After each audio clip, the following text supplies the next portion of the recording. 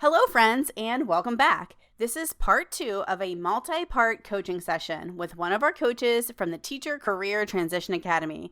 So if you haven't listened to part 1, head back to our channel and check that out before listening in because we're kicking off right where we left off. If you've already listened to part 1 with our coach, then let's dive in. I'm Lisa Harding, ex-EdTech CEO turned certified teacher career coach. It wasn't all that long ago that I was recruiting, interviewing, and hiring teachers for roles in corporate America. Teachers that ended up being some of my all-time best employees. Fast forward through my own career transition, where I left my role as CEO to become a stay-at-home mom, I now work with and empower teachers to transform their lives by turning their once distant career dreams into realities. In this podcast, I give you simple, actionable, step-by-step strategies to help you do the same.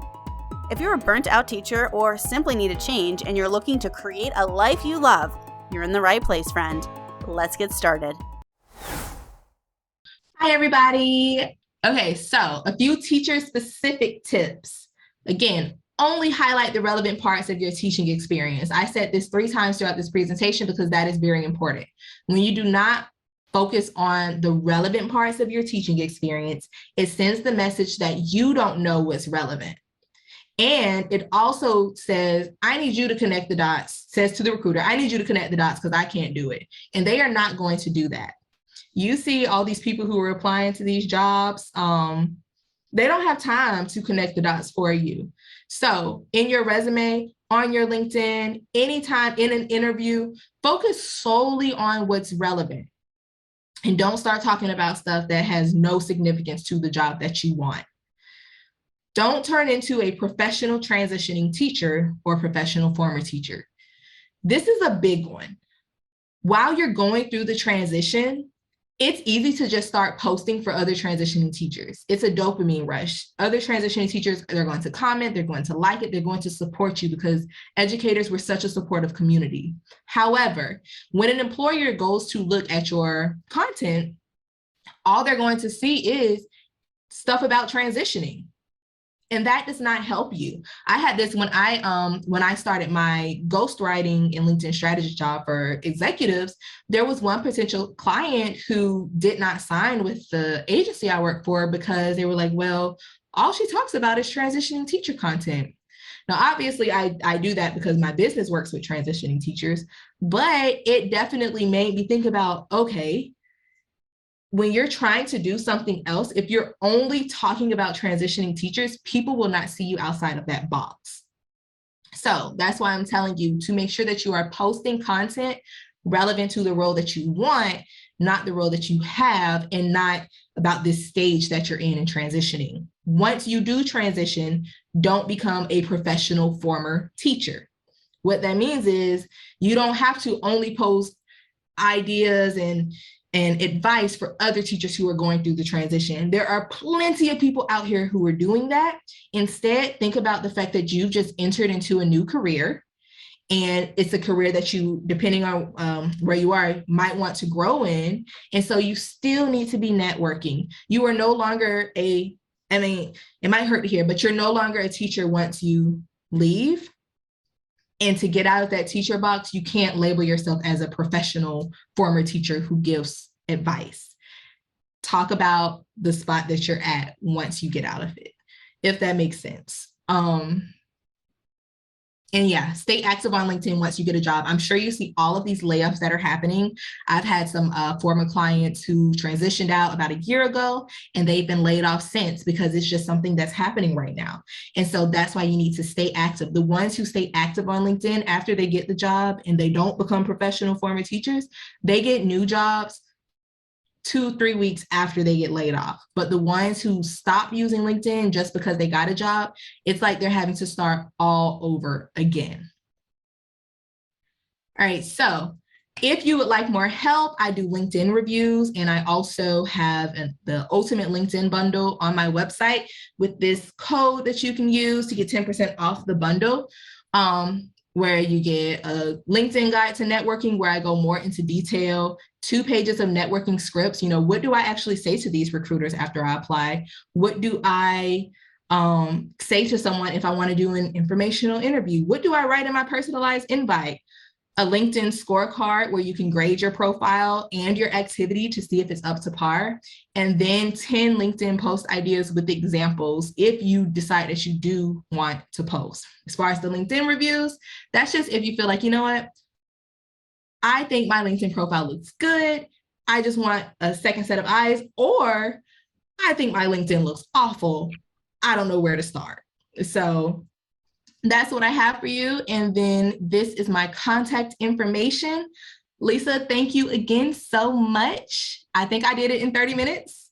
Yes, this was absolutely fantastic, Dia. Yes. Thank you so much. We had some really great questions coming in. Okay. So we'll go ahead and start the Q&A. And then as folks have more questions, please guys, keep them coming. And we will get to those. So the first question that I have, let's see here. Let's see. Does the photo on my LinkedIn profile have to be a professional headshot? Could you comment on that? No, it doesn't. For the longest, mine was a selfie. I literally changed it last week, I think, after some years. So yeah, it doesn't have to be, just a clear photo that shows your face. Nothing major in the background, not holding a margarita or anything like that. Just a professional photo, but it doesn't have to be a headshot. I don't even have a headshot. Like my picture now, my husband took in my home office. So okay, great. That's awesome. Is it recommended that you pay for a premium LinkedIn account? Great question from the audience.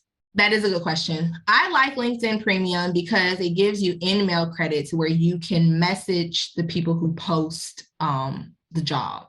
So after you apply, if it's a job you really want, I highly recommend reaching out to the person who posted it, and it'll show. Sometimes you might have to do a little research to find them, but in-mail allows you to message people who you're not connected to. So I definitely recommend it for that part. But then as soon as you get the job, I would end it so you're not paying $40 a month anymore. So yeah. Okay, great. That's awesome. Okay, this is a great question, and I'm curious about this as well. Should I upload my resume as a document to my LinkedIn profile? I'm not a fan of it because you need to tailor your resume, even if it's just a little bit, for each position that you apply for. And so when you just post it on there, it might not be very relevant. And there's also going to be private information, where you worked at, the years that you worked there. That's just too much information to just put out in public, in my opinion. Okay. So when you're doing your profile, then do you still put the places you worked, just how long and not the years? Or what would you put in like your profile where you're saying, your previous work history on LinkedIn? So on your resume, it's just going to be like your most relevant work history. You have it. Okay. I see why that's confusing. So yes, have it in your experience section, but on your, what's it called? On your LinkedIn, on your resume, you have your phone number, your email address, your city that you live in. It's just a little more info on there as opposed to what you put on LinkedIn. Because even like for your location on LinkedIn, you don't have to put your exact city, state. Like you can put the nearest metropolitan area. As opposed to, your small town or your exact city. There's a little more room for you to be more private, but on your resume, you're going to put those specifics. And I don't feel like that's something that should be out there as much. Yeah, and I also liked your point about tailoring the resume to the job a little bit. So you won't just have one resume that you send out to every single job, even if they are all, we'll use instructional design jobs, each one is going to be a little bit different, and you might want to highlight different skills or experiences. So speaking of experiences, I thought this question was great as well. Should I include part-time jobs or volunteer opportunities on my LinkedIn profile? Yes, if it's relevant, definitely so. So when I help people with resumes, oftentimes they're just thinking, well, I only have teaching experience. I'm saying, you have a whole business that you have a tutoring business, or you work part-time doing, training at this nonprofit. Like, you have other experiences, so include them. Even if you're doing freelance experience, include all of that on your resume as well as on your LinkedIn. Sorry, I keep talking about resume stuff. It's hard for me to to separate them because I help with so many of them. But yeah, definitely include that if it's relevant. Now, if you're applying for, an instructional design job and you're a part-time pet sitter, that wouldn't necessarily be relevant. But if you're doing a part-time job that deals with customers and you're applying for a job where you'll be working with customers, that's great, because that gives you an opportunity to include the word customers on your LinkedIn as well as on your resume.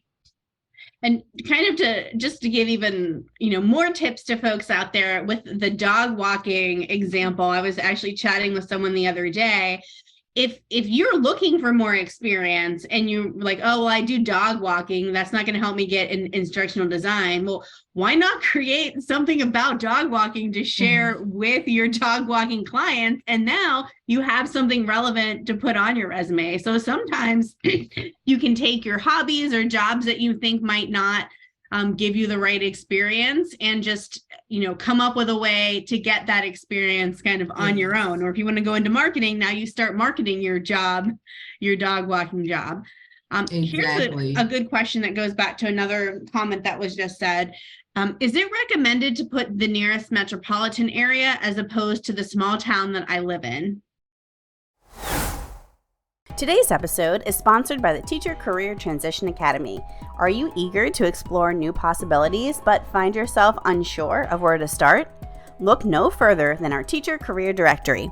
Available for free, this comprehensive resource features over 200 careers tailored for transitioning teachers. Dive into detailed insights including average U.S. salary ranges, occupational outlooks, and even a personalized skills and interests inventory. Download now at teachercareertransitionacademy.com/directory. I'll also drop the link in the show notes of this episode. So don't miss out and claim your free directory today at teachercareertransitionacademy.com/directory.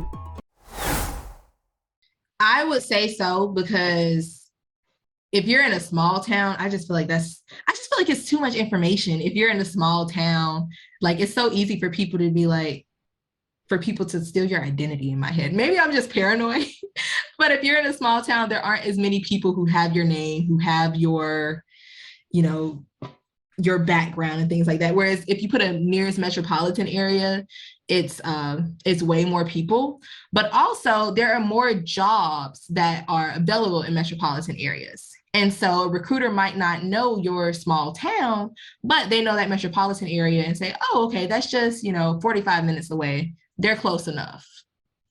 Yeah, because as a recruiter or the hiring manager, you might search for folks in a certain area and they could just go past your profile and say, oh, well, I've never heard of Elwood City, Pennsylvania, but I know Pittsburgh, Pennsylvania. So, okay, here's a great one. I'm hesitant, and this also goes back to what we were just talking about. I'm hesitant to use LinkedIn because of how much personal information suddenly becomes public. How can I avoid including the names of my exact workplaces? So, to a certain extent, you do have to put some information out there. When it comes to schools, I always recommend putting the school district, not your actual school.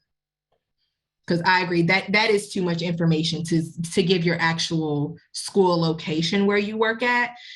No, absolutely not. Put the school district, because technically you work for the school district anyway. The school that you work out is just your, the place where you report to work, but the school district is the one who actually employs you. So put that instead. Yeah, kind of like the equivalent. If I worked at Target, I wouldn't put my exact Target store. I would just say I work at Target. Yes. Okay. So when we're talking about networking and who to connect with and who not to connect with, would you recommend connecting with people like neighbors, relatives, or friends that are in the business world, even if they don't have the exact title of the job that you want to get?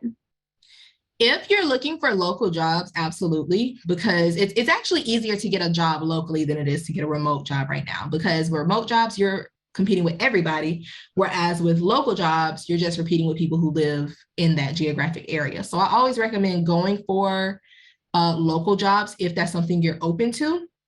And if that's something you're doing, then yes, definitely connect with people who are in your real life network. But it also might kind of depend on what their jobs are as well. So like if everybody is let's say it's like all of your neighbors are plumbers, but you're looking for a remote customer success job, they might not be able to help you as much, especially if you're like in a small town or something. But if your neighbors are people who, you know, have these connections with people in organizations you're interested in, then that could definitely be useful. But the key is to make sure you're connecting mostly with people who have the position that you want or hire for that position, because you want to get on LinkedIn and just be immersed into learning about that role. So that's really what's the most important about who you connect with. So one thing that I've done, and I'm not a LinkedIn expert, but I'll share this and De'Ara can add her own comment. But at one point I went into LinkedIn and searched for alumni of my college or university. And then I went to a smaller school, so maybe it was easier for me. But then I looked through the titles and also the locations of those people. And I started, people that I felt were relevant, I reached out to them because I felt like I had a connection or a story already. And I said, hi, my name's Lisa. I also went to, we went to the same college, and I'm looking to, connect with blah, blah, blah. And I found that really helped for me as kind of like a somewhat cold but warm intro of having something in common with someone. Yeah, that's a great way to just open that door to communication. And majority of people will connect once you say that you have something in common, like a school. All right, guys, I want to do a last call for questions with De'Ara. I believe that I have hit them all. Some came in through chat and some came in through the Q&A. All right, here we go. We just got a new one. Do you recommend sorting through the people you're already connected with in LinkedIn and weeding out the people who you do not talk to in a while? Not necessarily. You can unfollow people and stay connected to them. You just won't see their content on your feed anymore. And so that's something that I had to do as I needed to get more into the marketing world. I've had to like unfollow some of the career coaches and resume writers and all of that who I connected with, because it's just not as relevant to me now. So yeah, you can stay connected to them, but you can unfollow them so that you're curating your feed more. Okay, a question came in through the chat. How do you deal with people ignoring you as you tried to make conversations after connecting? You just move on. Yeah. You can't make them, but I would say try not to take it personally, because you just don't know their life. I know sometimes, like when my boss posted something about me before, I had like 30 messages within an hour. There was no way I could answer all of those, take care of my child, do my actual work, go to the grocery store. There was no way I could do all of that right then. And so sometimes that's what's going on with people. They don't check their messages, they're busy, or they might just get messages all the time and they're like, I don't feel like replying. And some people are just rude, but there's nothing you can really do on your end. I would say you increase your chances of getting a response when you're very specific with what you want. So what that means is, instead of just saying, hi, I'm trying to transition to customer success, any advice? Ask them something specific. Hi, I'm a teacher who's transitioning to customer success. Is there a specific software that you recommend that I learn? Is there a specific training that you think would be beneficial? What's one thing you wish you knew before you entered into the field? When you give them something, when you ask them something specific, you're not requiring them to say, okay, what do I think? What kind of advice should I give them? What do I need to know about them? And if you don't require too much of their time, it's much more likely they'll respond. That's great advice, and coming from someone who did, at one point was bombarded with messages in my LinkedIn. I would say that, from my perspective, I kind of, solely agree with everything that De'Ara said. And this isn't a question, De'Ara, but I think it's a great comment. Callie said, I appreciate her honesty about the possibility of layoffs when leaving teaching. And I'll just kind of echo your honesty about everything. I loved how straightforward you are answering our questions and just really sharing from a real perspective, things that we need to be considering as we, embark on this new journey. So very appreciative of your, your honesty with the layoffs and just your approach to everything. Oh, thank you. And you're welcome. All right. And that was going to buy me just another minute to see if there were any more questions. I do believe I've now answered all of them. I'll give you guys one more chance. Tom says, great information. Thank you so much, De'Ara. Well, friends, that concludes another great coaching session with one of our coaches here at the Teacher Career Transition Academy. You can find more great coaching from this coach and all of our other coaches within the Academy. There are pre-recorded coaching sessions and live coaching options available to help you on your journey. If you want to learn more, I'll drop a link to the Academy in the show notes. For now, stay tuned to our channel for more great content to support you on your teacher career transition. And remember, friends, the journey is just the beginning. Embrace the adventure.